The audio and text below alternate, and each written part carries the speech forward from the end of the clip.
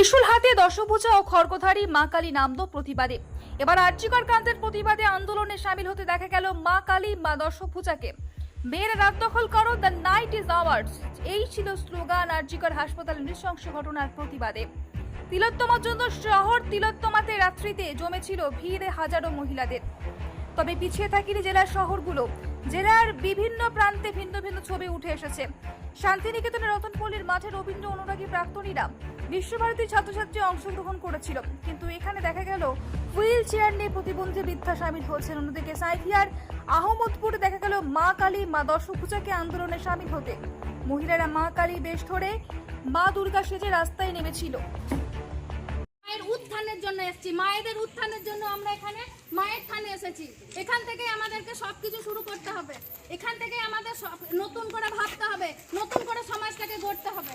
তাই এটাকে আমরা উদাহরণ হিসাবে আমরা সামনে এনেছি। এই রূপ আমাদেরকে ধরতে হবে, তবে তা না হলে এই রণচণ্ডীর রূপ না ধরলে এই যে সমাজ এইটা আমাদের এই যে একটা বাজে সমাজ, এটার থেকে যদি আমাদেরকে মুক্তি পেতে হয়, এই সমাজে যে সমস্ত মানুষরূপী যারা নরপিশাচেরা আছে তাদের থেকে যদি আমাদেরকে মুক্তি পেতে হয়, প্রত্যেকটা মেয়েকে এই রকম চণ্ডী রূপ ধরতে হবে। এবং এখানে আমাদের অনেক গুরুজন, অনেক মাননীয় অনেকেই আছেন, আমি তাদেরকে বলবো এই নিয়ে একটু কিছু বলুন। যেমন আমি এখনই দিদিমণিকে বলছি, মধুশ্রী দিদিমণিকে।